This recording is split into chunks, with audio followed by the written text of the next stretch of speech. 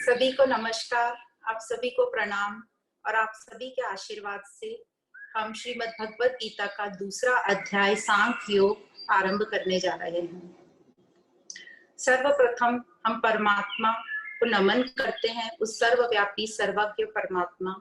ओम श्री परमात्मै नमः। हमने श्रीमद् भगवत गीता की शुरुआत करी थी पहले अध्याय अर्जुन विषाद योग से। वहां हमने देखा कि कैसे अर्जुन दुखी हो रहा है और युद्ध ना करने की बातें कर रहा है और अपने आप को प्रूव कर रहा है कि मैं क्यों नहीं करना चाहता और मैं जो नहीं करना चाहता वह सही है। तो इस पूरे फर्स्ट अध्याय में अर्जुन विषाद योग हमने पढ़ा और हमने ये देखा कि श्री कृष्ण पूरे फर्स्ट अध्याय में सिर्फ अर्जुन की बातें सुन रहे थे और उन्होंने बीच में कहीं भी कुछ अर्जुन को नहीं बोला। तो यह बताता है हमें कि कितना धीरज था कृष्ण में, कि उनको सब पता था फिर भी वह शांति से सिर्फ अर्जुन की बातें सुन रहे थे। और फर्स्ट अध्याय के एंड में अर्जुन ने अपने शस्त्र रख दिए और बोला कि मैं अब युद्ध नहीं करना चाहता हूँ। युद्ध करने से तो अच्छा है कि मैं भीख मांग लूं या ये कौरव लोग मुझे मार दें और युद्ध करके मैं पाप का भोगी बनूंगा, तो फिर जो मुझे राज्य मिलेगा उसका सुख भी मैं कैसे ले सकूंगा। इतना सब कहते हुए अर्जुन निराश होकर बैठ गए। अब आगे जो दूसरा अध्याय आता है जिसका नाम है सांख्य योग, तो यहाँ ऐसे बताते हैं कि जो युद्ध शुरू हुआ था, युद्ध शुरू होने के ही पहले नियम बन गए थे। सब नियम जो थे दोनों पार्टीज को अच्छे से पता थे, पर युद्ध के दौरान सर्वप्रथम कौरवों ने युद्ध के नियम भंग करना शुरू किया। जब उन्होंने युद्ध के नियम भंग करना शुरू किया तो फिर श्री कृष्ण के नेतृत्व में पांडवों को भी युद्ध के नियम भंग करना पड़ा। यदि वो युद्ध के नियम भंग नहीं करते फिर तो निश्चित ही अधर्म की जीत हो जाती और यह युद्ध धर्म और अधर्म के बीच का था। इसलिए कई लोगों को ये शंका होती है कि कृष्ण ने छल किया और छल से ये युद्ध को जिताया, पर छल शुरू हुआ था पहले कौरव सेना की तरफ से। जब उन्होंने छल शुरू किया तो फिर पांडव सेना को भी छल करना शुरू करना पड़ा। अब अर्जुन तो पूरी तैयारी के साथ आए थे युद्ध करने के लिए और वो बरसों से इस युद्ध की प्रतीक्षा कर रहे थे। बहुत वर्षों से वो यह प्रैक्टिस कर रहे थे कि मैं ये कैसे युद्ध में भाग लूंगा और मैं कैसे इन सबको हराऊंगा। पर अब ये विचार क्यों आया कि मुझे तो युद्ध नहीं करना, ये सब करके तो मुझे दुख ही प्राप्त होगा।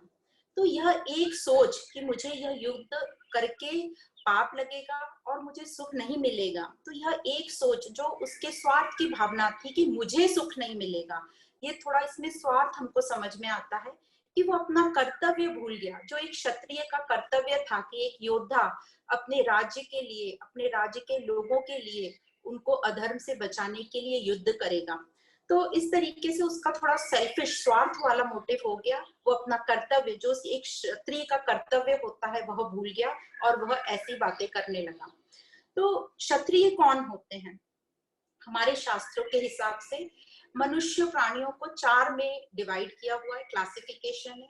तो जो फर्स्ट कैटेगरी होती है वो ब्राह्मण होते हैं, फिर क्षत्रिय होते हैं। अब ये फर्स्ट सेकंड थर्ड से ये मतलब नहीं है जो फर्स्ट है जो बहुत ही दिव्य कैटेगरी, सब एक से ही है, पर ये जो 4 कैटेगरी है इन लोगों के कर्म अलग अलग है और ये जो कैटेगरी बनी है ये जन्म से नहीं बनी है, अपने कर्म से बनी है। तो इनमें जो ब्राह्मण कैटेगरी के लोग आते हैं उनका यूजुअली उनका रोल होता है या उनका जो स्वधर्म, उनकी जो लायकी होती है, उनमें जो टैलेंट होता है वो होता है कि ज्ञान का अर्जन करके उस ज्ञान को सब लोगों को बांटना और उनको सुशिक्षित करना। दूसरी जो कैटेगरी होती है वो क्षत्रिय। क्षत्रिय का मेन काम होता है सिक्योरिटी देना, अपने राज्य को, अपने समाज को सिक्योरिटी देना। तो जैसे आज की तारीख में हम बोले कि कौन है क्षत्रिय, तो क्षत्रिय वह लोग हैं, वो सैनिक लोग जो बॉर्डर पर खड़े हमारी सुरक्षा के लिए दिन रात अपना जीवन वहां व्यतीत कर रहे हैं। पुलिस कर्मचारी जो हमारी सहायता कर रहे हैं और हमारे लिए सिक्योरिटी प्रदान कर रहे हैं। फिर आता है तीसरी वैश्य कम्युनिटी, ये जो है ये व्यापार में काम ज्यादा इनका काम रहता है तो व्यापार से वो हम सबको अपने डेली नीड्स या जो भी हमारे को आज काम की चीजों की जरूरत होती है उसकी अवेलेबिलिटी कराना, तो ये हो गए वैश्य। और जो चौथा है वो है शूद्र। शूद्र मतलब इन लोगों में क्रिएटिविटी बहुत अच्छी रहती है, हाथ की सफाई, वो हाथ के काम में उनकी बहुत सफाई रहती है।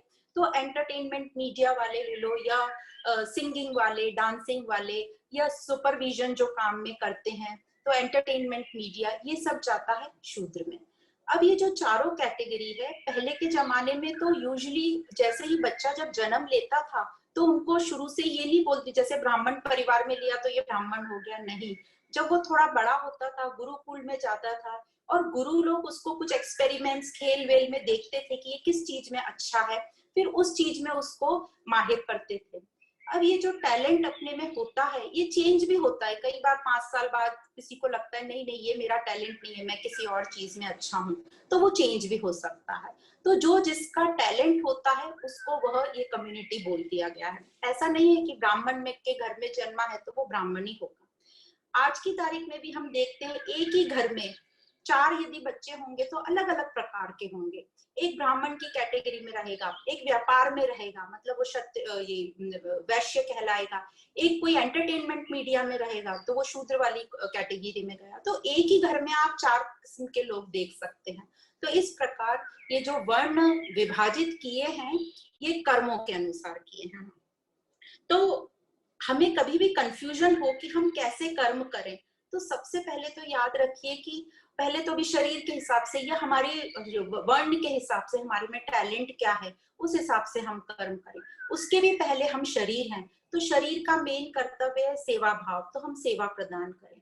अब शरीर से भी पहले हम एक सुप्रीम, हम सबको पता है हम आत्मिक क्वालिटी है हमारे में, तो हम आत्मा की क्वालिटी मतलब जो हमारी श्रेष्ठ मन बुद्धि है, दिव्य मन बुद्धि है, उनकी क्या क्वालिटी होगी, तो उनकी होगी प्रेम, आनंद और शांति बनाए रखना। तो इस क्वालिटी से हम बिहेव करें। तो सबसे पहले आ जाता है आत्मिक गुण, फिर हो जाता है हमारे शरीर के गुण, फिर हो जाता है कि हम किस वर्ण के, हमारे में क्या टैलेंट है, हम क्या टैलेंट से सेवा प्रदान कर सकते हैं, और आखिर में ये भी आता है कि हम कौन सा रोल निभा रहे हैं। तो एक ही दिन में हम रिलेशन भी बहुत सारे निभाते हैं, जैसे वाइफ का रिलेशन हो, बहन का रिलेशन हो, फ्रेंड का रिलेशन हो, मदर का रिलेशन हो। तो ये सब रिलेशन में हमारे कर्तव्य क्या है, हमारी ऑब्लिगेटरी ड्यूटीज क्या है। तो हमारे में क्या होता है, क्योंकि हमारा मन बुद्धि अभी इतना शुद्ध नहीं है, तो हम एक रोल को दूसरे रोल में मिक्स कर देते हैं। जैसे कुछ हमें किसी ने, हमारे बॉस ने कुछ कह दिया तो उसका गुस्सा हम घर आके अपने बच्चों पे तो निकाल लेते हैं, तो मदर की ड्यूटी हमने थोड़ी सी गड़बड़ कर दी। फिर बच्चे को भी इससे गुस्सा आ जाता है, बच्चा अपने कोई छोटे भाई बहन पे वो गुस्सा निकाल लेता है, तो वो अपनी ड्यूटी से गड़बड़ हो जाती है। तो ये जो साइकिल है पूरा, हम एक दूसरे गलती करते रहते हैं और वो साइकिल पूरा चलता रहता है। तो हम क्या कर सकते हैं, हम सिर्फ जो हमारी ड्यूटी है वहां पर रोक लगा सकते हैं कि हम रोल मिक्सिंग नहीं करें, जो बात जहां की है वहां खत्म करके दूसरा रोल अपना अच्छे से निभाएं। तो इसको कहा जाता है कि switching off and on roll को हमें करना बहुत अच्छे से आना चाहिए। अब यहाँ पर हम देखते हैं कि सेकंड श्लोक से श्री कृष्ण ने सिर्फ 2 श्लोक में बोला कि अर्जुन तुम्हें ये अचानक से अज्ञान कहाँ से हो गया, ये तुम्हें कैसी तुम बातें कर रहे हो, कायरता रूपी तुम बातें कर रहे हो, और ये जो तुम बातें कर रहे हो यह तुम्हें कीर्ति भी नहीं दिलाएगा और न ही स्वर्ग दिलाएगा, यह बल्कि तेरी अपकीर्ति ही करेगा जो तेरे लिए बिल्कुल भी शोभनीय नहीं है। क्योंकि एक क्षत्रिय को हमेशा ऐसा रहता है कि मेरी जीत हो और मेरी फेम हो, मेरी कीर्ति हो। तो इसके लिए श्री कृष्ण ने पूरा एक सेंटेंस बोला, अन आर्य जुष्टम अस्वर्गम अकीर्तिकरम अर्जुन। मतलब अर्जुन ये तू कैसी अन आर्य जैसी बात कर रहा है। अन आर्य जुष्टम मतलब, आर्य का मतलब हम सब जानते हैं, आर्य मतलब वो महान लोग जिन्होंने अपने कर्तव्य कर्म बहुत अच्छे से करे हैं और अपने कर्तव्य कर्म करते हुए उन्होंने सेवा करी है समाज की, देश की, और फिर वो परमार्थ की तरफ बढ़ते हुए उन्होंने मोक्ष की प्राप्ति करी है।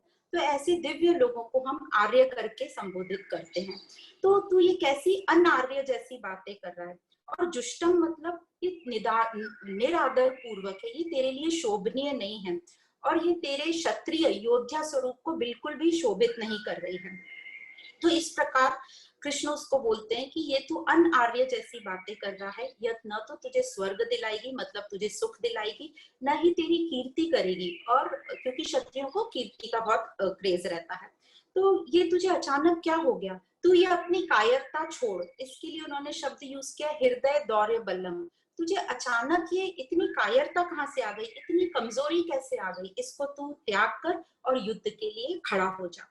जैसे हम भी अपने बच्चे कभी बोलते हैं कि हमें डर लग रहा है, एग्जाम देने का मन नहीं कर रहा है, तो हम थोड़ा उनको एनकरेज करते, नहीं नहीं तुम तो बहुत अच्छे हो, तुमने अच्छी पढ़ाई करी, जाओ तुम एग्जाम देकर आओ। तो इसी प्रकार कृष्ण ने अर्जुन को यहाँ बहुत ऐसे अलग अलग नाम से संबोधित किया है। जैसे सबसे पहले उन्होंने कहा पार्थ। पार्थ मतलब कुंती का दूसरा नाम पृथा था, तो पृथा का बेटा पार्थ। तो जो पृथा, कुंती का जो नाम है पृथा, यह कुंती को ही यह बोला गया कि वो बहुत ही बलवान थी, बहुत ही विवेकशील महिला थी। तो उसको बार बार उसकी माँ की याद दिला रहे हैं कि तू इतनी वीर माँ का बेटा है, तू ऐसी बात कैसे कर सकता है। फिर दूसरा उसको भारत कह के संबोधित किया। भारत मतलब तू इस भारत भूमि का है, जहाँ ये जो आत्मज्ञान है, यहाँ की जड़ें हैं, तो तू इन जड़ों से जुड़, तू ये कैसी बातें कर रहा है। तीसरा उसको बोलते हैं परंतप करके उसको नाम दिया। अर्जुन को ये नाम मिला था परंतप जब उसने कई राज्यों में और जंगलों से कुछ असुर लोगों का नाश किया था और उन राज्यों को और जंगलों को आतंक से मुक्त कराया था। तो उसको याद दिला रहे हैं कि तू तो बहुत अच्छा है, तेरे में इतनी पावर है, तू अचानक ऐसे कमजोर कैसे पड़ गया। तो यह सब सुनकर अर्जुन कहते हैं कि हाँ मुझे समझ रहा है, पर ये जो सामने मेरे गुरु खड़े हैं और ये जो मेरे पितामह मतलब मेरे परदादा खड़े हैं, इनको मैं मार नहीं सकता और वह मेरे बहुत पूजनीय हैं। यह कहते हुए अर्जुन और बैठ जाते हैं और फिर डिसाइड कर लेते हैं कि मुझे युद्ध नहीं करना। तो यह सुनकर अब कृष्ण को समझ आता है कि इसकी जो मेन प्रॉब्लम है वह है अपने जो प्रियजन जिनको सामने देख रहा है, पूजनीय जो लोगों को सामने देख रहा है, गुरु को और अपने दादाओं को, उनको इससे इसको बहुत फीलिंग हो रहा है कि इनको मैं मार दूंगा, इनको मैं कैसे मार सकता हूँ। और तो यहाँ पर श्री कृष्ण ये बताना चाहते हैं कि हमने जब हम अधर्म और धर्म के प्रति जब लड़ने के लिए खड़े होते हैं, तो जो भी कोई अधर्म की साइड में है, हमारा इंटेंशन तो अच्छा है, हमारा तो भाव तो अच्छा है कि हम धर्म की स्थापना करने जा रहे हैं, पर बाहर एक्शन हमारे अलग अलग हो सकते हैं। और यहाँ पर बस ये बोलते बोलते ही अर्जुन आगे बोलने लगता है, कार्पण्य दोषोपहत स्वभाव पृच्छामि त्वाम धर्म समूढ़ चेतः यत् श्रेयस्याम निश्चितम ब्रूहि तन्मे शिष्यस्तेहम शादीमाम त्वाम प्रपन्नम। ये 7वां श्लोक है सेकंड अध्याय का। और इस श्लोक को बोलते से ही, ऐसा बोलते से ही कृष्ण जो है अपना ज्ञान शुरू करते हैं। तो यह सुनकर अब कृष्ण को समझ आता है कि इसकी जो मेन प्रॉब्लम है वह है अपने जो प्रियजन जिनको सामने देख रहा है, पूजनीय जो लोगों को सामने देख रहा है, गुरु को और अपने दादाओं को, उनको इससे इसको बहुत फीलिंग हो रहा है कि इनको मैं मार दूंगा, इनको मैं कैसे मार सकता हूँ। और तो यहाँ पर श्री कृष्ण ये बताना चाहते हैं कि हमने जब हम अधर्म और धर्म के प्रति जब लड़ने के लिए खड़े होते हैं, तो जो भी कोई अधर्म की साइड में है, हमारा इंटेंशन तो अच्छा है, हमारा तो भाव तो अच्छा है कि हम धर्म की स्थापना करने जा रहे हैं, पर बाहर एक्शन हमारे अलग अलग हो सकते हैं।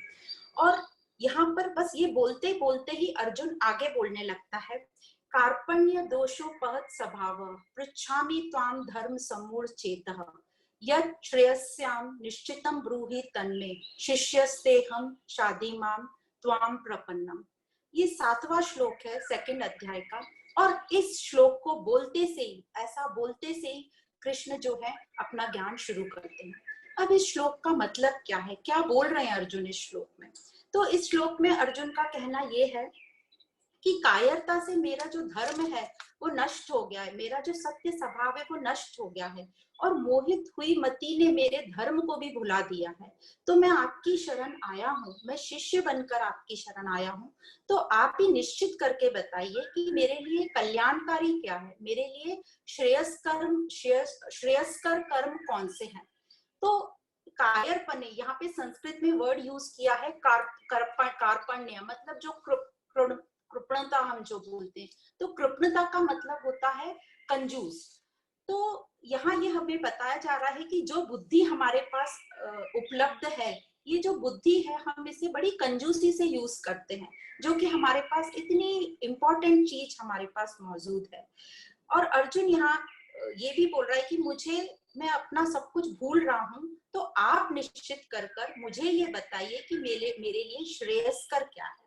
तो श्रेयस्कर मतलब जो मेरे लिए बेनिफिशियल है, मेरे लिए और समाज के लिए बेनिफिशियल है।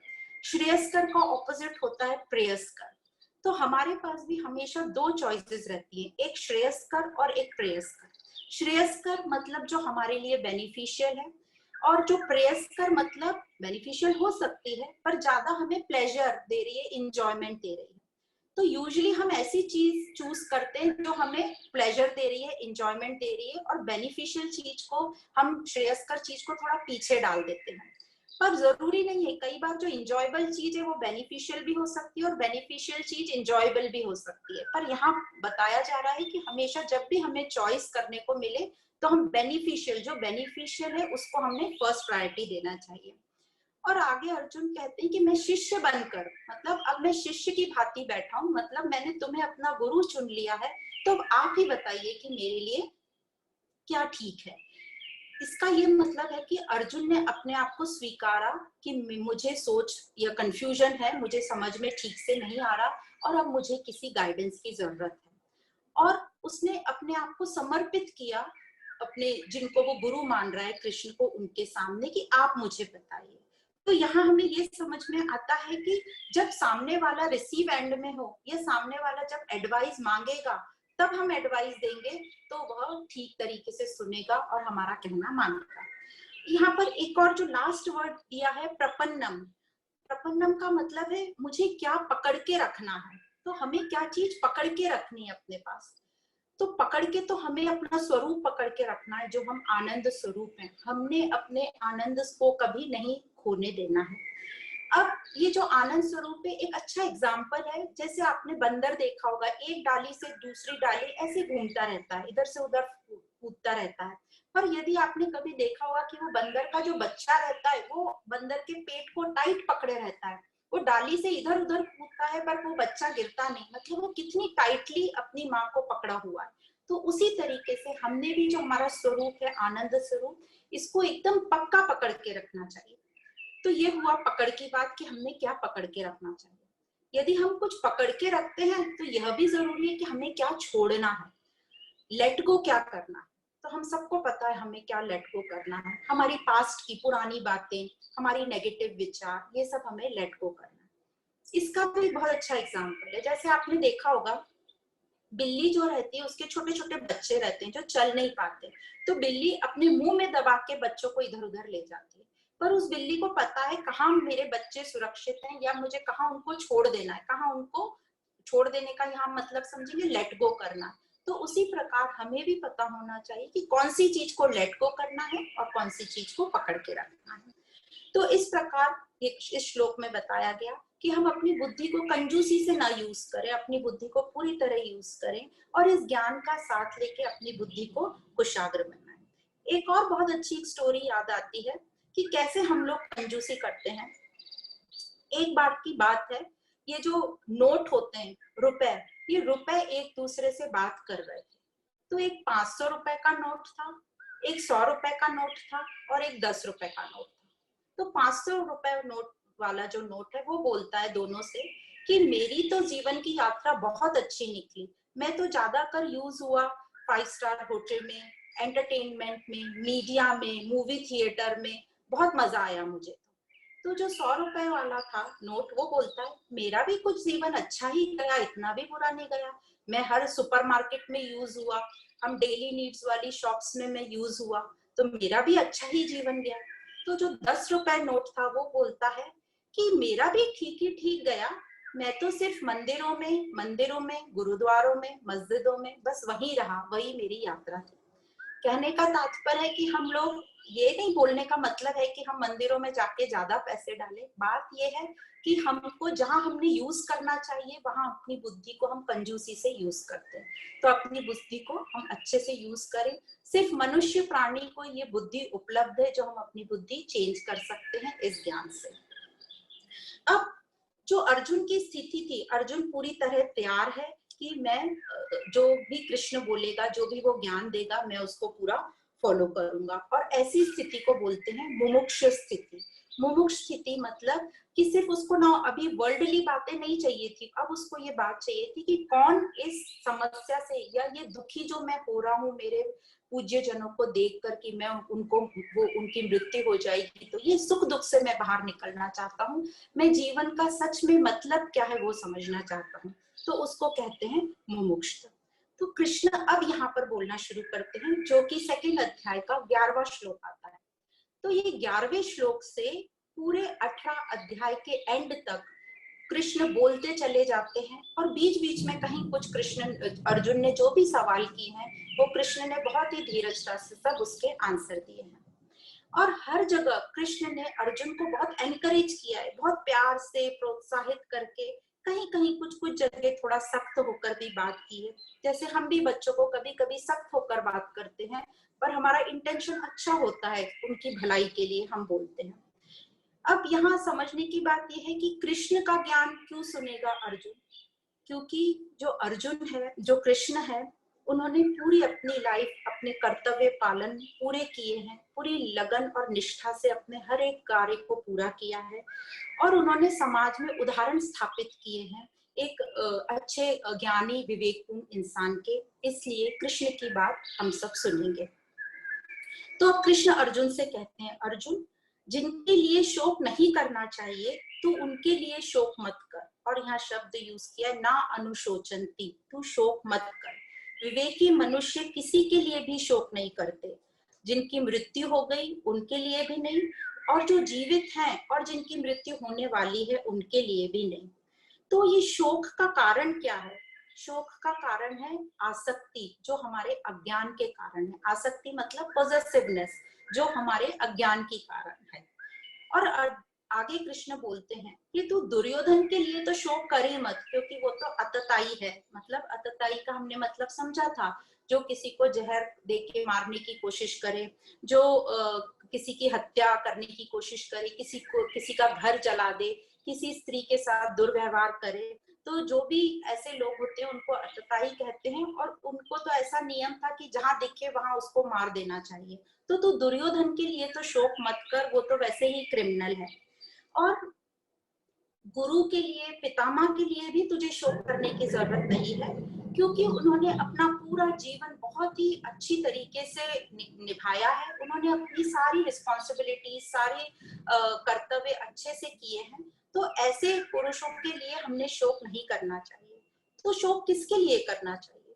तो कृष्ण कहते हैं शोक उनके लिए करना चाहिए जिन्होंने अपने जीवन में कुछ नहीं किया, जिनके पास सब था करने के लिए अच्छा, पर वो बिना कुछ करे चले गए।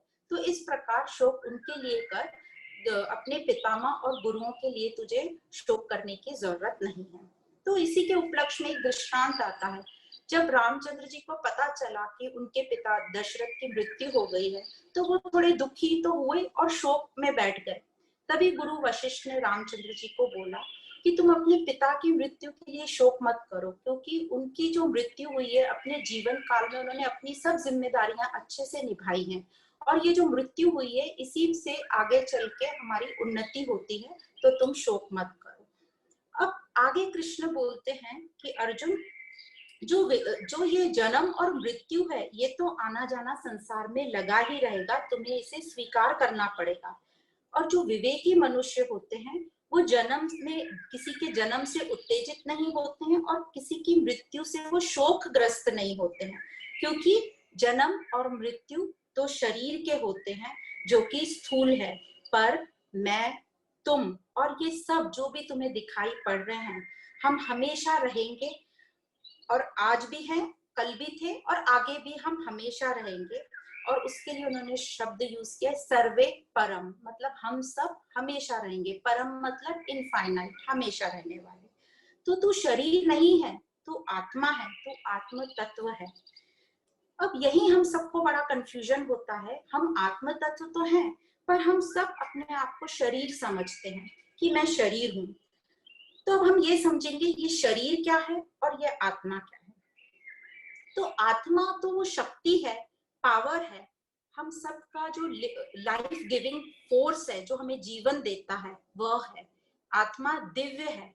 और आत्मा हमारे शरीर में वह क्या कार्य करती है जो इलेक्ट्रिक करंट बल्ब के लिए काम करता है या दूसरे गैजेट्स के लिए काम करता है।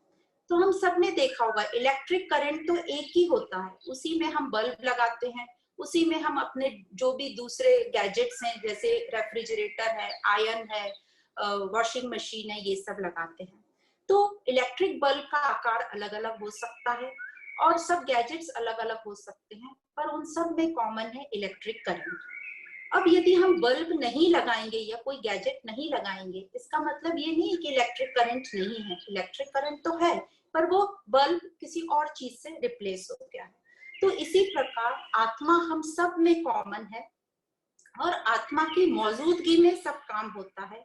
और जब ये शरीर मन बुद्धि का, जो शरीर मन बुद्धि जब आत्मा का साथ लेती है, तब मन बुद्धि हमारी प्रकाशित होती है। तो ये आत्मा क्या है, कैसे काम करती है? तो ये आत्मा जो है उस प्रकार काम करती है, जैसे एक एग्जांपल दिया, इलेक्ट्रिक करंट है जो हमेशा मौजूद है, पर जब मन बुद्धि का साथ होता है इस आत्मा में, तब वो प्रकाशित होती है।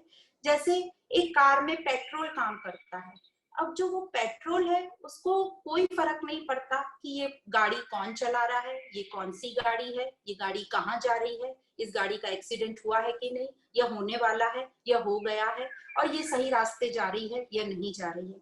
इससे इस पेट्रोल को कोई लेना देना नहीं है, पर फिर भी बिना पेट्रोल के गाड़ी नहीं चलती। तो उसी प्रकार ये बिना आत्मा के हमारा मन बुद्धि प्रकाशित नहीं होता। तो आत्मा हम सब का मूल तत्व है, सत्य तत्व है, बोलते कोर एलिमेंट है आत्मा हमारी, जो हम सब में सेम है। इसीलिए जो आत्मा को एक वचन से बोलते हैं, कभी भी ये नहीं बोलते आत्माएं, आत्मा बोला जाता है क्योंकि वो हम सब में एक है, पर शरीर हम सबके अलग अलग हैं। अब ये आत्मा शाश्वत है, मतलब परमानेंट है, पहले भी थी, अभी भी है और आगे भी रहेगी, मतलब पास्ट में भी थी, प्रेजेंट में है और फ्यूचर में भी रहेगी। ये कभी चेंज नहीं होती, मतलब इसमें कोई चेंज नहीं होता। जैसे पेट्रोल को कोई फर्क नहीं पड़ता कार में कुछ भी हो रहा है, उसी प्रकार आत्मा को भी कुछ भी फर्क नहीं पड़ता हम कुछ भी काम करें, और ये निर्लिप्त है। अब निर्लिप्त का मतलब इस पे कोई असर नहीं होता, कोई भी चेंज नहीं आता। तो जो हम सब में सेम है वो आत्मा है, पर हम सब के शरीर अलग अलग होने के कारण, और शरीर कैसे बनाए वो अभी हम पढ़ते हैं, इस कारण हम सब अलग अलग दिखाई देते हैं, हम सब की पर्सनैलिटी अलग अलग है। एक और एग्जाम्पल से समझाया गया है, जैसे मटके हैं और मट्टी है, तो मटके अलग अलग शेप के हो सकते हैं, मट्टी की और भी बहुत सारी चीजें बन सकती हैं, पर उन सब में मट्टी कॉमन है, पर शेप साइज अलग अलग है। तो मट्टी को उसके शेप साइज आकार से कलर से कोई फर्क नहीं पड़ता, पर मट्टी सब में कॉमन है। तो अब हम समझते हैं कि ये तो हमने समझा ये आत्मा, पर ये शरीर का साथ लेती है, और ये शरीर क्या है? तो जो शरीर है ये तीन में डिवाइडेड है। तो फर्स्ट तो होता है स्थूल शरीर, और होता है सेकंड सूक्ष्म शरीर, और तीसरा होता है कारण शरीर। तो जो स्थूल शरीर है जिसको हम ग्रॉस बॉडी बोलते हैं, ये जो स्थूल शरीर है ये 5 तत्वों से बना हुआ है। तो ये 5 तत्व है, भूमि मतलब अर्थ, वायु मतलब एयर, जल मतलब पानी वाटर, अग्नि फायर, और आकाश ईथर। तो ये 5 तत्व हैं, ये 5 तत्वों से हमारा स्थूल शरीर बना हुआ है। अब ये जो 5 तत्व है, हर तत्व का अपना अपना काम है, और ऐसे कहते हैं कि ये 5 तत्वों के, हर एक तत्व के 5 अलग अलग कार्य हैं। अब हर जो तत्व है उसका पॉजिटिव भी है और नेगेटिव भी। तो जैसे भूमि का है, अर्थ का, इसका पॉजिटिव है कि इसमें सहन शक्ति बहुत अपार है, तो पॉजिटिव हुआ सहन शक्ति। पर इसका एक नेगेटिव गुण है कि इसमें भूकंप भी आ सकता है। फिर है वायु। वायु का जो है पॉजिटिव, ये हमारी प्राण शक्ति है, ऑक्सीजन हमको इससे मिलता है, पर यही नेगेटिव है कि ये भी भूचाल ला सकता है। अब जल, जल हमको शीतलता प्रदान करता है, जल को हम कितना भी गर्म करें वो ठंडा हो जाता है, मतलब शीतलता प्रदान करता है, पर जल को जहां भी छोड़ें वो नीचे गिरता है, तो ये नेगेटिव क्वालिटी हुई। अग्नि, अग्नि जो है तेज, सौंदर्य देती है हमको, और अग्नि में गुण है कि कोई भी चीज हम अग्नि से पका सकते हैं और स्टरलाइज कर सकते हैं, शुद्ध कर सकते हैं। पर वही अग्नि का जो एक नेगेटिव गुण है कि वो जला सकती है आपको। और फिर आता है आकाश। तो आकाश का जो पॉजिटिव गुण है निर्लिप्त। हम आकाश में देखते हैं कितनी चीजें हम डालते हैं, पटाखे उड़ाते हैं, एयरप्लेन घूमते हैं, पर आकाश को उससे कोई फर्क नहीं पड़ता। पर वही थोड़ा सा हम आकाश में जब देखते हैं, जब कई बार कई लोगों का ऐसा कहना है कि वो हमें भय पैदा करता है, आकाश को देख के डर लगता है, तो ये उसका नेगेटिव गुण है। तो इस तरीके से ये 5 तत्व हुए जो हमारी स्थूल बॉडी बनाती है। अब ये 5 के भी अपने अलग अलग 5-5 कैरेक्टर्स हैं। जैसे भूमि का है, भूमि का है कि अर्थ का वो हमारी बोन्स बनाती हैं, मसल्स बनाती हैं, स्किन, नाड़ियां, और जो हमारे रोए, जो छोटे छोटे बाल होते हैं हमारे शरीर पर, वह। वैसे ही जो वायु है, एयर, उसी से हम दौड़ना, उछलना, कूदना, घूमना फिरना, ये वायु के गुण है। और फिर आकाश है जो कि बताए काम, क्रोध, लोभ और डर, ये आकाश के गुण है। और जो जल है, तो हमारे बॉडी से जो भी स्वेट, पसीना निकलता है, खून है, वीर्य है और मलमूत्र है, ये सब जल से बनते हैं। और अग्नि, अग्नि हमारे अंदर जो भूख, प्यास और आलस और सौंदर्य, ये अग्नि प्रदान करती है। तो ऐसे ये पांचों के 5-5 अलग अलग गुण है। तो ये हुए हमारी स्थूल बॉडी। अब आता है सूक्ष्म बॉडी। जो सूक्ष्म होता है उसमें आती है हमारी ज्ञानेंद्रियां और कर्मेंद्रियां। 5 ज्ञानेंद्रियां और 5 कर्मेंद्रियां। तो 5 ज्ञानेंद्रियां ऐसी हमारी आंख, नाक, जिह्वा हमारी, और हमारी त्वचा। और हाँ, और जो हमारी कर्म इंद्रियां हैं वो हैं हमारे हाथ, पैर, मुंह, हमारे रिप्रोडक्टिव ऑर्गन्स और मल और मूत्र। तो ऐसे हमारी ये 5 ज्ञानेंद्रियां होती हैं और 5 कर्मेंद्रियां होती हैं। और इसके साथ होता है हमारा अंतःकरण। अंतःकरण मतलब मन, बुद्धि, चित्त और अहंकार। तो मन का काम है विचार करना, बुद्धि का काम है इन विचारों को ठीक तरीके से स्कैन करना और डिसीजन लेना, ठीक तरीके से निश्चय करना। तो ये हमारी बुद्धि का काम हुआ। इसलिए कहा जाता है कि हमारी बुद्धि को कुशाग्र करना बहुत अवश्य है, क्योंकि बुद्धि ही जो मन में हमारी इतनी इच्छाएं होती हैं उसको स्कैन करेगी, यदि बुद्धि अच्छी स्ट्रांग होगी और ट्रेन्ड होगी। और इसी प्रकार फिर मन ट्रेन होता जाता है कि किस तरीके के हमने विचार करने चाहिए। फिर है चित्त। चित्त मतलब जो हमारी पुरानी यादें, जो बोलते हैं ना हमारे चित्त पे छप गया, तो जो पुरानी यादें हैं वो चित्त होती हैं। और अहंकार होता है हमारा तत्व, जिससे हम समझते हैं कि मैं हूं। तो ये हुआ हमारा सूक्ष्म शरीर। अब तीसरा है हमारा कारण शरीर। कारण शरीर जैसे नाम ही बताता है, उसी के कारण हमारा शरीर बनता है, स्थूल और सूक्ष्म। अब ये कारण शरीर का मेन है मन। तो मन है आकाश तत्व। तो कारण शरीर का जो मेन है वो है मन, और उसमें 3 गुण, सत्वगुण, रजोगुण और तमोगुण।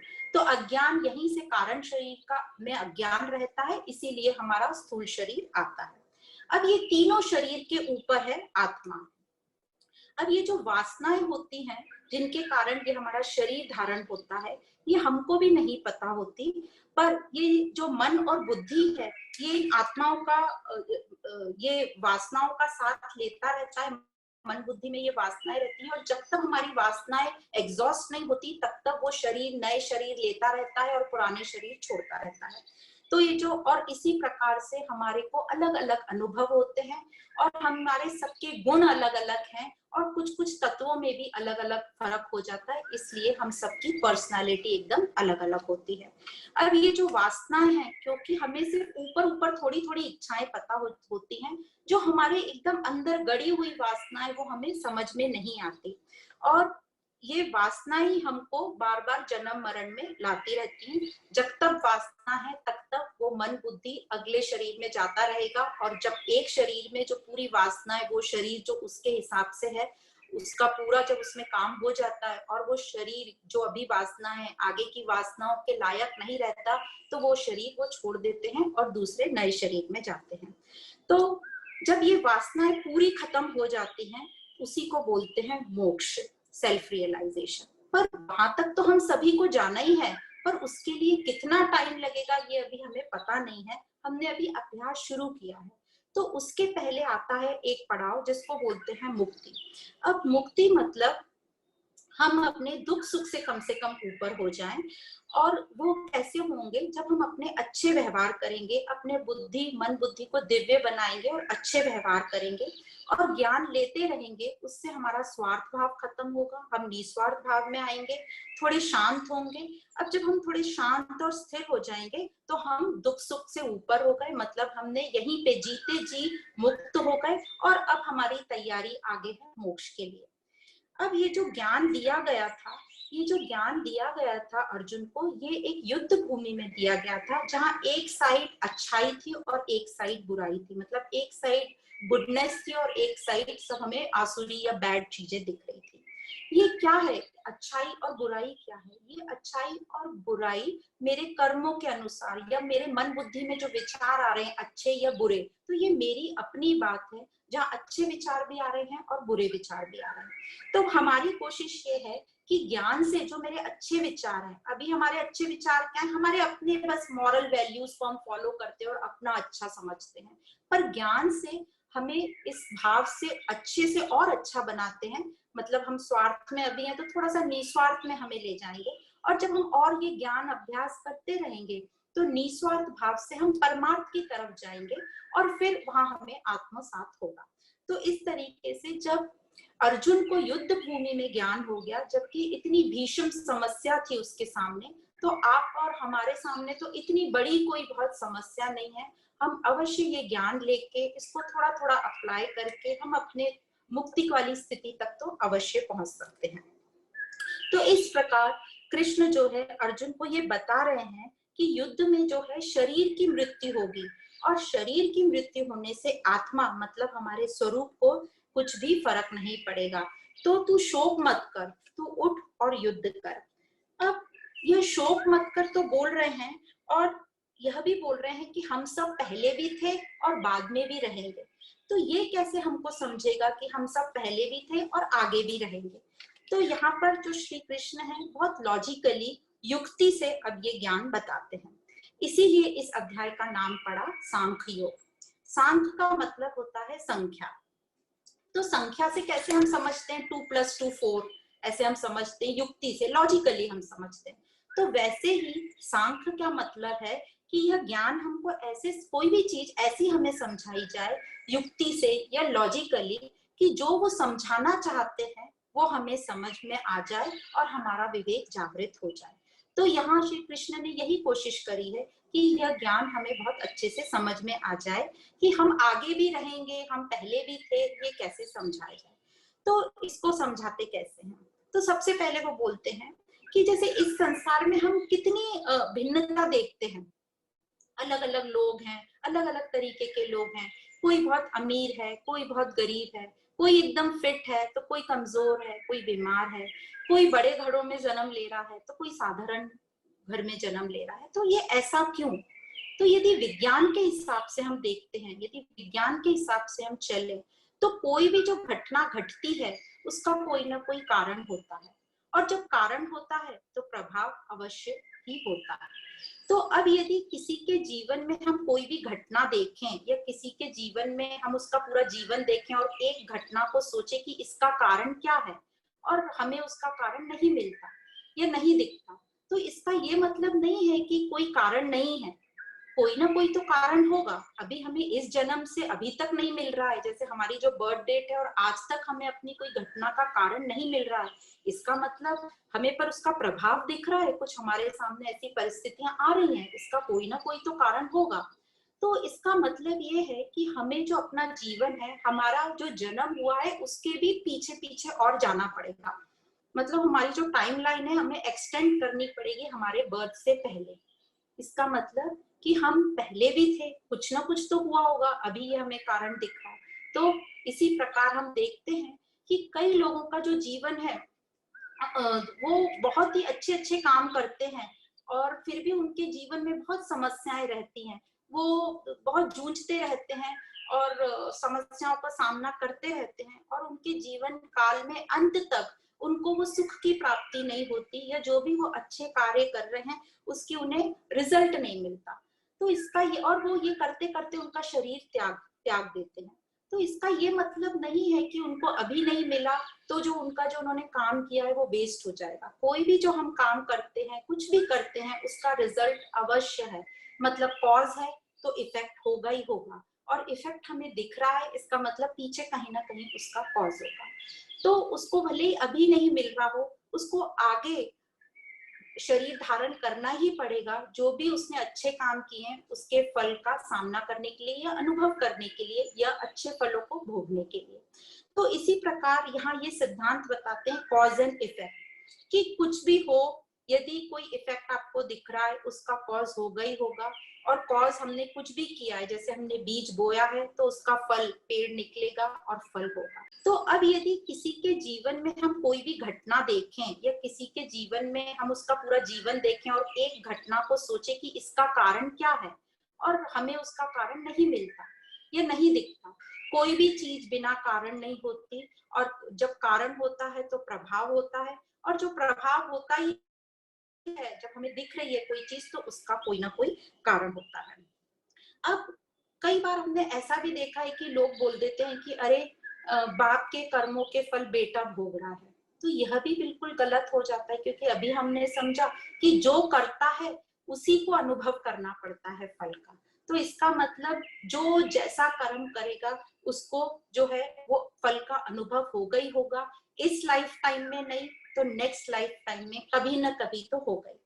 तो इसको हमने ये लॉजिकली बोलते हैं कॉज एंड इफेक्ट रिजल्ट और कंटिन्यूएशन ऑफ लाइफ, कि हमने यहाँ नहीं इसका हमने फल हमको मिला या अनुभव हुआ तो आगे हमको मिलेगा ही मिलेगा। अब किस किस चीज का क्या रिजल्ट होता है, किस कार्य का क्या परिणाम होता है, यह उसका इफेक्ट कब आता है, यह बहुत अच्छी तरीके से टाइमली नहीं पता, पर आता जरूर है, यह पता है। और यह जगत का सिद्धांत है कि जो हम जो भी करेंगे उसका फल हमें अवश्य मिलेगा।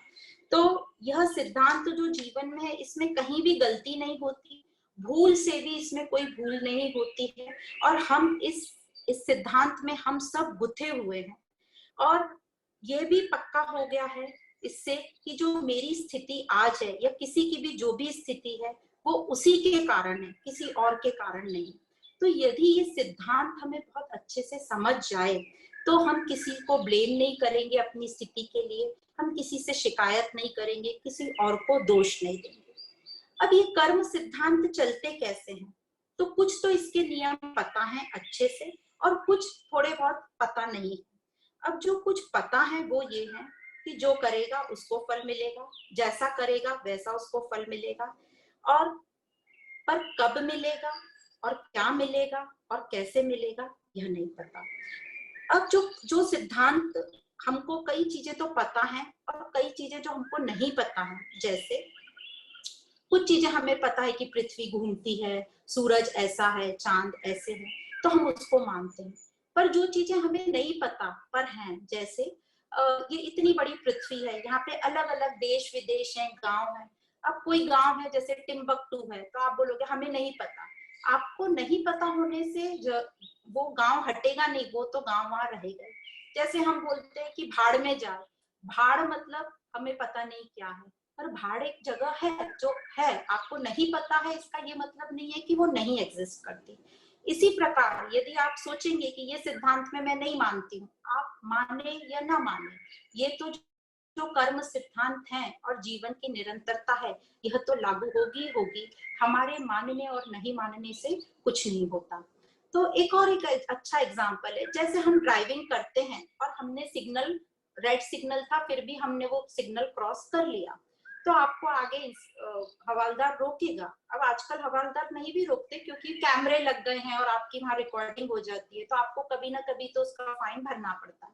पर हवालदार आके आपको रोकता है और आप ये बोलते हो कि भैया गलती हो गई, दिखा नहीं, तो वो बोलेगा दिखा नहीं इससे मुझे कुछ फर्क नहीं पड़ता, फाइन तो आपको भरना ही पड़ेगा। तो उसी प्रकार हमें मालूम हो या ना हो, हमें उसका फाइन तो भरना ही पड़ता है। तो जो भी जगत के नियम तोड़ेगा उसको उसकी पनिशमेंट या उसको उसका दंड अवश्य मिलेगा।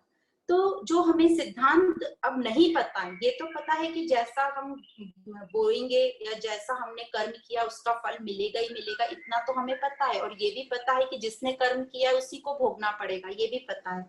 पर अब जो नहीं पता है वो ये कि ये जो कर्म का फल है हमें कब मिलेगा और किस रूप में मिलेगा। तो जैसे कोई बीज है, हम कोई बीज डालते हैं वो जल्दी निकल जाते हैं उनके फल, कोई पेड़ों के फल जो है बहुत सालों बाद निकलते हैं। तो इस प्रकार कई हमारे कर्म हैं जिसके फल हमें इमीडिएट मिल जाते हैं, जैसे यही लाइफ में यही दिन में भी मिल जाते हैं, एक ही दिन में। पर कोई फल है जिनको बहुत टाइम लगता है परिपक्व होने में, तो उनको आने में टाइम लगता है। अब ये भी जरूरी नहीं है कि आपने किसी के साथ झूठ बोला है या धोखाधड़ी करी है तो आपको उसका फल धोखा ही मिलेगा और वही झूठ मिलेगा। यह बोलना बहुत मुश्किल है कि कौन सा फल कब मिलेगा और कैसे मिलेगा। इसी को बोलते हैं कर्मों की गति गहन है, क्योंकि हम पास्ट में जाके ढूंढ नहीं सकते कि ये कौन सा कर्म का कौन सा फल है। क्योंकि हमें पास्ट लाइफ का एक और बहुत अच्छा जो हमें उपलब्धि है कि हम भूल जाते हैं। अब एक बार इसी के ऊपर एक दृष्टांत है। एक बार राजा दशरथ ने अपने गुरु से बोला, वशिष्ठ जी से, कि ये पुरानी लाइफ का मुझे बताइए ना, मैं क्या था पुरानी लाइफ में, मेरे रिश्ते क्या थे। तो गुरु वशिष्ठ ने कहा कि ये तो नियम के अनुसार नहीं है, ये नियम के विपरीत है, हमें पास्ट लाइफ का नहीं जानना चाहिए, ये हमें दी है ईश्वर की तरफ से, हमें ये प्राप्ति है पुराना भूलने की। तो भी दशरथ जी बहुत जिद करने लगे। तो वशिष्ठ जी ने कहा, देखो यदि मैं तुम्हें पास्ट लाइफ बता दूंगा और मैंने ये बताया कि जो तुम्हारी पत्नी है कौशल्या, वो पिछले जन्म में तुम्हारी माँ थी, तो तुम्हें व्यवहार करने में बहुत मुश्किल होगी, बहुत कंफ्यूजन होगा। इसलिए पास्ट लाइफ का हमें एक ये उपलब्धि है हमारे पास कि हम पुरानी चीजें भूल जाते हैं। पर ये पता हमें है कि हमें इसका फल अवश्य मिलेगा। अब सभी कर्मों का फल एक लाइफ में तो नहीं मिल सकता, इसलिए हमारी अलग अलग लाइफ होते हैं। जब हम एक पैकेट जो हमारे कर्म फल होते हैं और एक शरीर में जब वो पूरे खत्म हो जाते हैं और वो शरीर जो अब वासनाएं बची हैं उसके लायक कंड्यूसिव नहीं रहता है, तो हमारा वो मन बुद्धि इस एक शरीर छोड़कर दूसरे शरीर में जाता है जहां हमारे कुछ दूसरे फल तैयार हैं और उस शरीर में उसकी वासनाएं पूरी होंगी। ऐसे ये मन बुद्धि चलता रहता है जब तक पूरी वासनाएं हमारी एग्जॉस्ट नहीं होती। अब ये जो हमारा कर्म फल का साइकिल है ये तो चलता रहेगा, कंटिन्यूस चलता रहता है। पर कई लोगों को ये लगता है कि मुझे याद नहीं है तो मैं उसका फल है तो क्यों भोगूं मैं, क्योंकि मुझे याद नहीं है। तो इसको समझाने के लिए एक बड़ा अच्छा वो क्वेश्चन पूछते हैं कि आप बताइए कि आपने 8 सितंबर 2019 को से आज तक क्या क्या भोजन किया। तो हमको किसी को भी कुछ याद नहीं है कि एक साल पहले हमने क्या खाया था और आज तक हम क्या खाते आ रहे हैं। ज्यादा से ज्यादा हम एक दो दिन पीछे का बता सकते हैं। तो इसका मतलब ये क्या ये है कि आपने कुछ नहीं खाया? नहीं, इसका ये मतलब नहीं है। हम सब अभी स्वस्थ बैठे हैं और इतने अच्छे से बैठे हैं, इसका मतलब हमने कुछ ना कुछ तो खाया होगा, तभी हमारी लाइफ यहाँ तक आई है। तो इसी प्रकार वो बोलते हैं कि आपको ये लगता है कि हमें याद नहीं है और ये मेरा फल होगा, मैं नहीं इसका सामना करूंगी, तो ये गलत हो जाएगा। आपको याद नहीं है पर आपके सामने आया है, इसका मतलब कहीं ना कहीं आपने कुछ ये कर्म किए होंगे। तो जैसे बोला जाता है ना कि कोई भी हम स्थिति देखते हैं हम बोलते हैं इसका कुछ पास्ट होगा, तो उसी प्रकार हमारे भी जो फल या परिस्थितियां आज हमारे सामने आ रही हैं वो हमारे पिछले कुछ कर्मों के अच्छे या बुरे वो सामने आ रहे हैं। तो ये पूरे साइकिल में जो मैं चला आ रहा हूँ निरंतर मेरे साथ कौन रहता है। तो जैसे एक बच्चे को पूछते हैं, छोटे बच्चे को, कि तुम्हारी उम्र क्या है, तो वो बोलेगा मेरी उम्र 10 साल है, मैं 10 साल का हूँ। फिर आप जब वो 20 साल का होगा तो आप उसे पूछेंगे आपकी उम्र क्या है, तो वो बोलेगा मैं 20 साल का हूँ। फिर वो 40 का होगा, आप पूछेंगे तुम्हारी उम्र क्या है, तो बोलेगा मैं 40 साल का हूँ। तो इन सब में कॉमन क्या है? मैं कॉमन हूँ। तो मेरे साथ मतलब कौन चल रहा है ये पूरा जिसको मैं बोल रहा हूँ, तो यह है मेरा मन बुद्धि। और आत्मा तो वहां मौजूद ही है, तो मन बुद्धि जो है ये मेरे साथ हमेशा चलता है, आत्मा के साथ मन और बुद्धि। पर शरीर हमारे अलग अलग होते हैं, मतलब मन बुद्धि हमारा कंटिन्यू रहता है और हमारे शरीर अलग अलग होते हैं। तो इसी हम कई बार देखते हैं छोटे बच्चों को, 4-5 आप छोटे बच्चों को देखेंगे तो उनमें से कुछ बच्चे देखेंगे पक्षी से डरते हैं, मोर से डरते हैं, और कुछ छिपकली से डरेंगे, कोई पानी से डरेगा। तो ये सब हमारा मन बुद्धि सबके अलग अलग है। यदि ये ट्रैवल नहीं करते, सब एक जैसे ही रहते, तो सबको एक ही चीज से डर लगना चाहिए। तो ये बताते हैं कि कैसे हमारे मन बुद्धि, क्योंकि वो अलग अलग अनुभव करके आ रहे हैं, अलग अलग उनकी जीवन की यात्रा है। इसलिए श्री कृष्ण कहते हैं अर्जुन से, ये सब रहेंगे ही, तू शोक मत कर। ये सब पहले भी थे और आगे भी रहेंगे। हम सभी को जीवन में, सबको सबसे जो बड़ा भय होता है वो मृत्यु का होता है। हमारी मृत्यु या फिर हमारे नियर डियर प्रियजनों की मृत्यु। तो अर्जुन को भी सेम ये मृत्यु का ही भय था अपने प्रियजनों की। तो भगवान कहते हैं कि अर्जुन ठीक है, तुझे ये भी समझ में आ रहा है कि तुझे इसका बुरा लग रहा है, तो ये समझ कि कोई एक छोटा बच्चा है, जब वो बड़ा हो जाता है तो उसका शरीर बदलता है, वो ही रहता है वही शरीर, पर वो बड़ा हो जाता है, वो एक बच्चा नहीं एक युवक कहलाता है। फिर वही बच्चा और बड़ा हो जाता है और वही एक ओल्ड एज शरीर धारण करता है। तो जब हम एक लाइफ में हमारे शरीर इतने बदलते हैं, बच्चे से यंग हुआ और फिर उसके बाद बूढ़ा हुआ, तब तुम्हें शौक क्यों नहीं होता है कि मेरा शरीर बदल गया।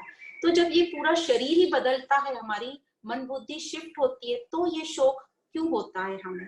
पर अर्जुन को अभी भी नहीं अच्छा लगा, ये बात भी उसे डाइजेस्ट नहीं हुई।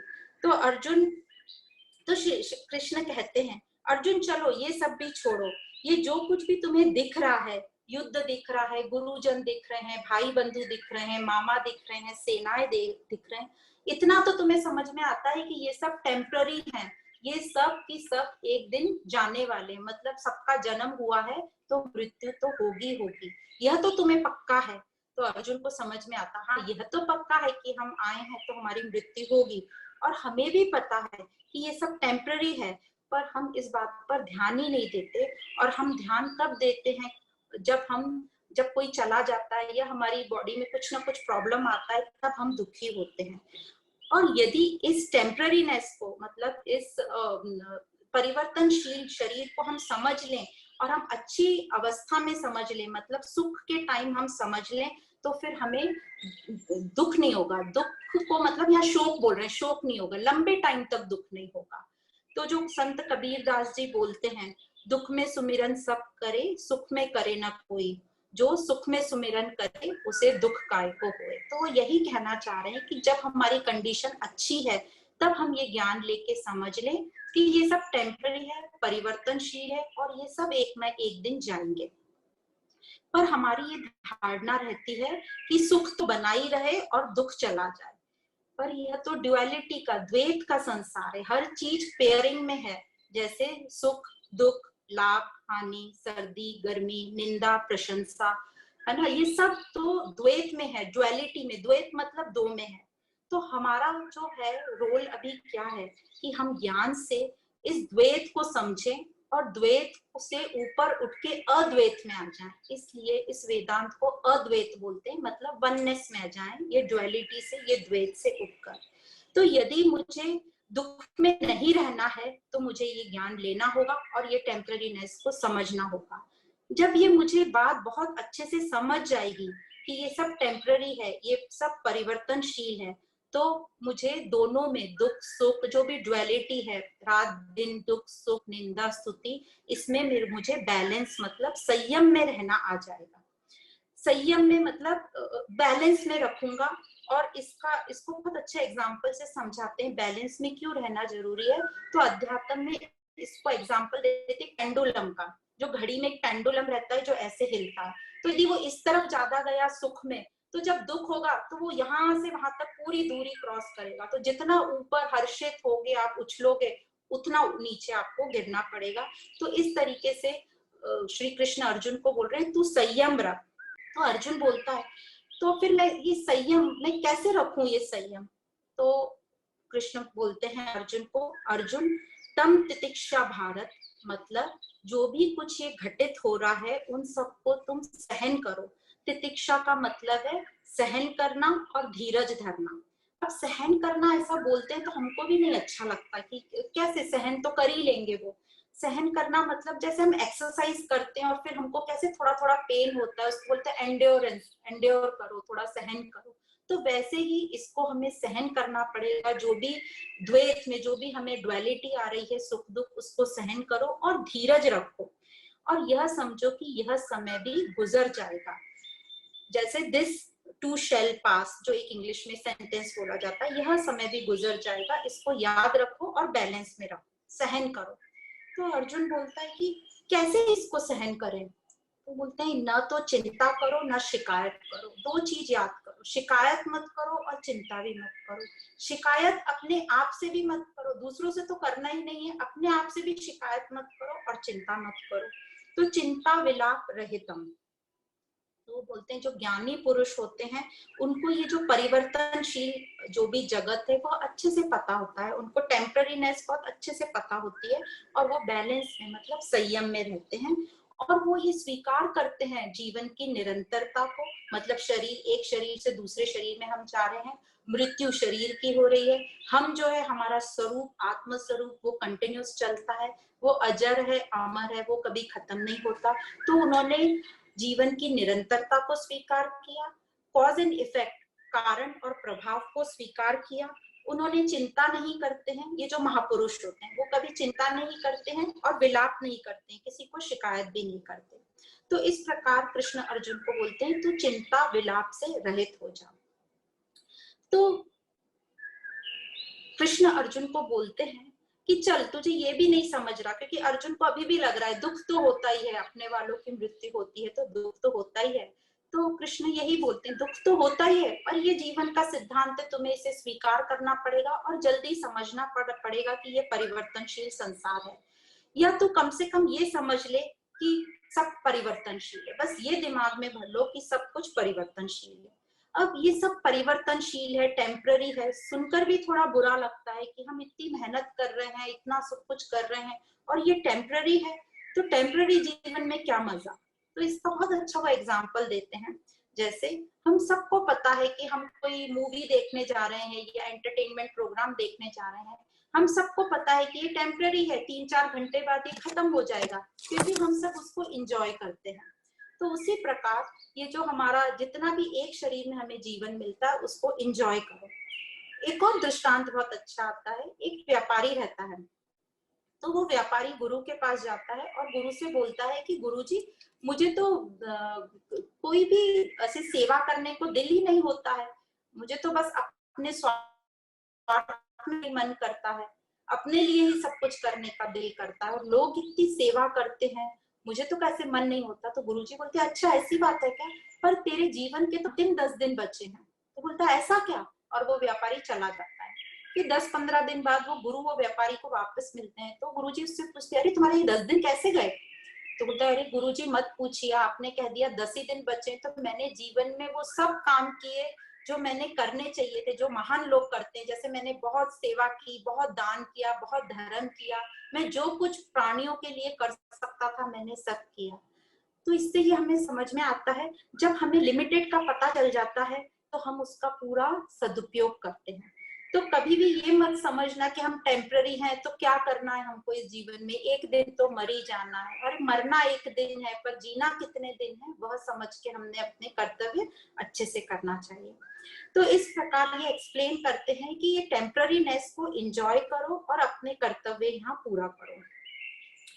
अब आगे कृष्ण कहते हैं हमारे में ये कैपेसिटी है, क्षमता है आगे बढ़ने की, जो मृत्यु का हमें दुख लगता है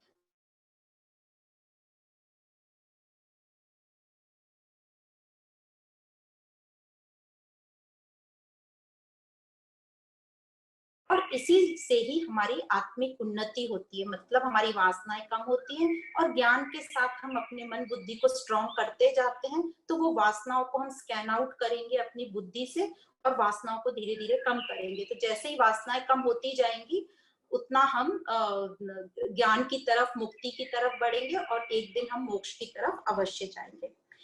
अब अर्जुन पूछता है ये बैलेंस रहने से क्या होगा, ये क्या हम संयम करें, क्यों बैलेंस करना है। तो कृष्ण का ऐसा कहना है ये जो बैलेंस है हम अपने लिए प्रैक्टिस करते हैं ताकि मेरी स्थिति स्टेबल रहे, स्थिर रहे और मैं आनंद का जो है पात्र बन जाऊं, जो मेरा स्वरूप है आनंद स्वरूप, मैं उसका पात्र बन जाऊं, मतलब अमृतत्व का मैं पात्र बन जाऊं। मेरी पात्रता ऐसी हो जाएगी यदि मैं बहुत स्थिर हो गया तो आगे फिर कृष्ण बोलते हैं कि अब ये समझ जाओ कि तुम आत्मा हो, तुम स्वरूप से आनंद स्वरूप हो, मतलब तुम निरंतर हो और आनंद स्वरूप हो। और अब आत्मा का आगे और बताते हैं, ये आत्मा जो है नित्य है, अज है मतलब ये कभी जन्मती नहीं, नित्य है मतलब कंटिन्यूअस रहेगी, शाश्वत है मतलब निर्लिप्त चेंजलेस रहेगी, और पुराणम है मतलब सनातन रहेगी हमेशा। जैसे पुराण आदि काल से चले आ रहे हैं वैसे ही ये सनातन रहेगी। और ये आत्मा जो है टाइम से भी पहले की है। टाइम तो अनुभव होता है, दो घटनाओं के बीच को जब हम संबोधित करते हैं तो टाइम से करते हैं, समय से करते हैं। तो ये जो आत्मा है समय से भी पहले है, इसीलिए समय को हम सेकंड्स में बोलते हैं, 2 सेकंड 4 सेकंड, तो समय का यूनिट हो गया सेकंड। ये आत्मा जो है सर्वज्ञ है मतलब ओमनी प्रेजेंट, हर जगह प्रेजेंट है, अचल है मतलब इमूवेबल, और स्थिर है स्टेबल है, और अव्यक्त है हमें दिखती नहीं है। तो ये आत्मा जो है हर जगह, पूरी सृष्टि ये जो आत्मा से लबालब भरी हुई है, एक जगह भी ऐसी नहीं है जो आत्मा से खाली है। और इस आत्मा को न तो अग्नि जला सकती है, न जल इसे गला सकता है, और न वायु इसे सुखा सकती है, न ही शस्त्र इसे काट सकते हैं। क्यों? क्योंकि ये अति सूक्ष्म है। जो स्थूल शरीर में हमने पढ़ा आकाश सबसे सूक्ष्म है तत्वों में, ये आकाश से भी सूक्ष्म है। अब जो हम आकाश देखते हैं इसको कोई गीला नहीं कर सकता, इसको कोई चेंज नहीं कर सकता, इसको निर्लिप्त रहता है, इसको कोई सुखा नहीं सकता। तो ये तो जो आत्मा है आकाश से भी सूक्ष्म है, तो उसको उसमें तो कोई जगह ही नहीं है, कोई मार्जिन ही नहीं है उसको कोई गला सके या सुखा सके। इस प्रकार ये आत्मा जो है शाश्वत है और नित्य है। तो फिर ये शरीर जो है ये क्या है? तो ये शरीर जब जैसे हम कपड़े चेंज करते हैं उस प्रकार से ये हमारा शरीर चेंज होता है। कई कपड़े हम जो हमारे लकी कपड़े हो जाते हैं, हम उसे फेंकना नहीं चाहते, तो ऐसा बोलते हैं, फिर कुछ दिन बाद वो हमारे कपड़े इतने फट जाते हैं, हमारे पापा मम्मी बोलने लगेंगे इतने फटे हुए को लकी क्यों बना रहे हो, अब दूसरा कोई नया ड्रेस कर लो उसको लकी बना लो। तो इसी प्रकार शरीर भी वैसे ही चेंज होते हैं जैसे हम वस्त्र चेंज करते, उतने इजीली ही चेंज होते हैं। अब कई लोगों को लगता है कि शरीर चेंज से, जैसे एग्जाम्पल बताते हैं कि एक व्यक्ति समझो अपनी जगह चेंज करता है, जैसे समझो मैं हूँ, पहले मैं इंदौर में रहती थी तो मैं इंदौरी कहलाई, फिर मैं पूना शिफ्ट हो गई तो मैं पुनेरी कहलाई, फिर मैं मुंबई शिफ्ट हो गई तो मुंबईया कहलाई। अब इसका ये मतलब नहीं है कि मैं इंदौर में नहीं हूँ, इसका मतलब मैं जीवित नहीं हूँ, मैं हूँ कहीं ना कहीं तो मैं हूँ। तो उसी प्रकार ये जो आत्मा है अलग अलग शरीर में चलता रहता है मन बुद्धि के साथ। आत्मा तो वहीं स्थिर रहता है, मन बुद्धि अलग अलग शरीर हमारे धारण में चलते रहते हैं, और वह हमेशा जीवित रहते हैं। वह कभी उनकी मृत्यु नहीं रहती, उनकी मृत्यु नहीं होती, उनका जन्म नहीं होता। तो इस प्रकार ये बताया कि निरंतरता कैसे चलती रहती। इसलिए अर्जुन तू शोक मत कर, तू युद्ध कर, तू खड़ा हो और युद्ध कर। अध्यात्म का उद्देश्य यही है कि हमें जीवन से विरक्त करना नहीं है, बल्कि जीवन को आनंदमय कैसे बनाना है वह हमें सिखाता है। तो भगवान ये कहते हैं चलो ये ज्ञान भी तुझे मुश्किल लग रहा है, तुझे ठीक से नहीं समझ में आ रहा, कोई बात नहीं, पर तू अभी भी एक योद्धा है। तू कौन है? तू एक योद्धा है, और ये योद्धा एक क्षत्रिय का जो कर्तव्य है वह है युद्ध करना। तो तू यदि क्षत्रिय का कर्तव्य नहीं करेगा, प्रजा की रक्षा नहीं करेगा, तो तेरी अपकीर्ति होगी जो तुझे सहन नहीं होगी। तो तू उठ और युद्ध कर। जैसे स्टूडेंट की लाइफ होती है और उसका कर्तव्य होता है कि अभ्यास करना, टीचर का रोल होता है कि शिक्षा देना, तो उसी प्रकार क्षत्रिय एक योद्धा का कर्तव्य है कि तू राज्य की रक्षा के लिए खड़ा हो और युद्ध कर। और इस समय तू अपने धर्म से पीछे चल रहा है, धर्म छोड़ रहा है जो तेरी अपकीर्ति कराएगा, जो तुझे सहन नहीं होगा। तो यदि अब आगे कृष्ण अर्जुन को समझाते हैं कि यदि तेरी युद्ध करते टाइम मृत्यु भी हो जाती है तो तू शहीद कहलाएगा। शहीद कहलाएगा मतलब फिर भी तेरी कीर्ति होगी शहीद कहलाने में। और यदि तू जीत गया तो तुझे राज्य मिलेगा, मतलब पावर मिलेगा, तो भी तेरी कीर्ति होगी। तो दोनों स्थिति में तेरी जीत है।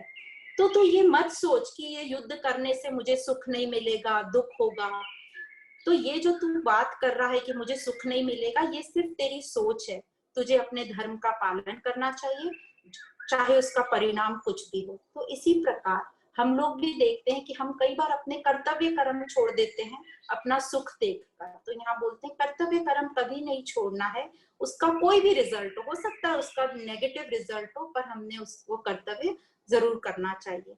और फिर कृष्ण ने यहाँ उसको हार की बात तो कहीं बताई नहीं, दोनों स्थिति में बताया कि तेरी कीर्ति होगी। क्योंकि एक जो लीडर होता है उसकी क्वालिटी होती है कि वो हार की कभी बात नहीं करता, फेलियर की कभी नहीं सोचता। और एक्चुअली फेलियर तो कोई है भी नहीं। फेलियर क्या होता है, हमने नाम दे दिया कि हमारी first second third fourth position नहीं आई तो हम फेल हो गए। फेल कुछ होता ही नहीं है। आप कोई भी स्थिति में कुछ ना कुछ तो सीख कर जाते ही हो, तो फेलियर कहाँ से हुआ। इसलिए हार की तो यहाँ कोई बात ही नहीं है। पर फिर भी अर्जुन का यही है कि किसी की डेथ होती है और हम सबका भी, तो दुख तो होता ही है। तो कृष्ण कहते हैं हाँ, दुख तो होता ही है, ये सिद्धांत है लाइफ का, जीवन का। इसको तू जितनी जल्दी स्वीकार कर ले उतना अच्छा है। और ये शरीर टेम्पररी है, ये अच्छे से समझ ले। पर मैं हमेशा नित्य कैसे हूँ, ये कैसे समझूं। तो वही एग्जाम्पल जैसे दिया कि जैसे मुंबई से, इंदौर से हम पूना शिफ्ट हुए, पूना से मुंबई शिफ्ट हुए, इसका ये मतलब नहीं है कि मैं नहीं हूँ, मैं रहूंगी हमेशा। बस शरीर चेंज होता जा रहा है, मेरा मन बुद्धि शिफ्ट हो रहा है। तो उसी प्रकार यह जो शरीर हम छोड़ते जाते हैं, इसका यह मतलब नहीं है कि मैं नहीं हूँ। हम हमेशा रहेंगे, क्योंकि जो हम हैं, मैं हूँ और आप सब हैं, वो आत्म स्वरूप है, आनंद स्वरूप। अर्जुन तू बस बैलेंस बनाते रह। ये बैलेंस क्यों जरूरी है, क्योंकि ये जो बैलेंस, जो हमारा जो मन है, ये ट्रेनिंग पर चलता है। उसको जैसा ट्रेन कर दो वो वैसा चलेगा। और जैसे बताया गया कि ये संसार जो है द्वैत में चलता है, सुख दुख लाभ हानि। पर जब इन दोनों में हम बैलेंस बना के चलते हैं, मतलब हमारे में समत्व का भाव आ जाता है, बैलेंस आ जाता है, तभी हम आगे उन्नति कर पाएंगे। और ये माइंड की, मन की हमारी क्वालिटी फ्लक्चुएट होता रहता है इधर से इधर। तो जब हमारी बुद्धि को बहुत अच्छी कुशाग्र ज्ञान, बुद्धि को ज्ञान मिलेगा और वो कुशाग्र हो जाएगी, तो वो मन को बहुत अच्छे से कंट्रोल कर पाएगी। ये बहुत बड़ी साधना है। और जैसे बताया वो पेंडुलम का एग्जाम्पल, जितने आप इस साइड खुशी में आप ऊपर जाओगे, उतना ही आप दुख में फिर उतना ऑपोजिट एंड में जाओगे। तो यहाँ बता रहे जो महापुरुष है वो बैलेंस नहीं खोते। वो कोई जन्म में या कोई खुशी के टाइम उत्तेजित नहीं होते बहुत ज्यादा, बाहर से भले ही आपको लगेगा वो उत्तेजित, पर मन उनका शांत रहेगा, स्टेबल। और उसी प्रकार कोई गलत घटना हो गई तो वो उतने शोक में नहीं जाते, थोड़ा बहुत हलचल में आएंगे और स्टेबल हो जाएंगे। भले ही बाहर से आपको कुछ भी दिख रहा है, पर ये उनके मन की स्थिति की बात है।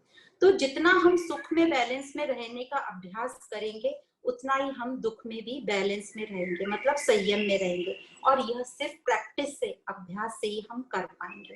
तो यहाँ अर्जुन को एक और नाम से संबोधित करते हैं, पुरुषर्षम, मतलब बलवान, बहुत बलवान, जिसके पास बहुत ताकत है और जो बहुत त्यागी है।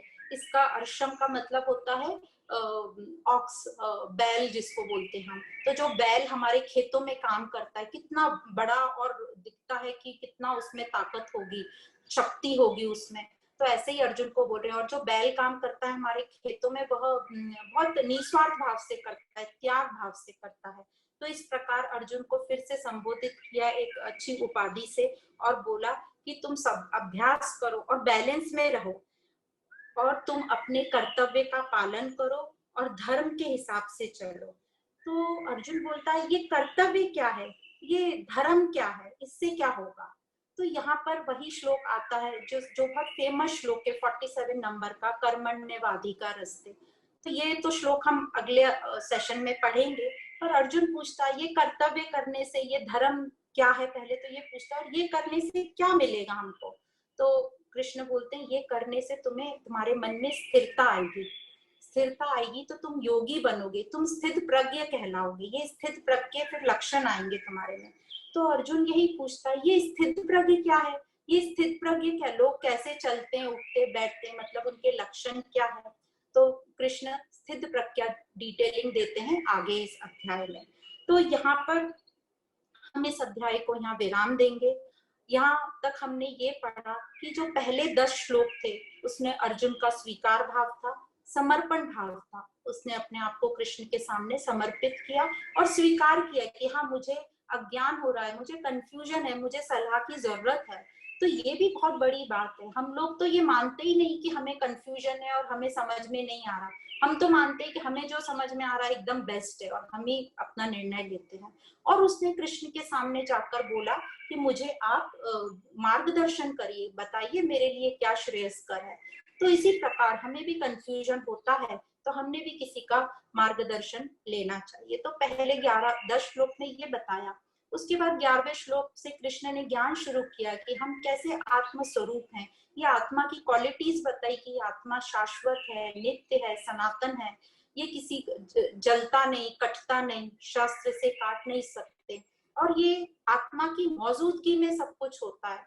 आत्मा सर्वज्ञ है, हर जगह प्रेजेंट है। और मन बुद्धि जब आत्मा का साथ ले लेते हैं तो वो प्रकाशित होते हैं और अपनी वासनाएं जो है उस शरीर में आके पूरी करते हैं। तो इस प्रकार 10वें श्लोक तक हमें आत्मा का, सांख्य का ज्ञान दिया गया।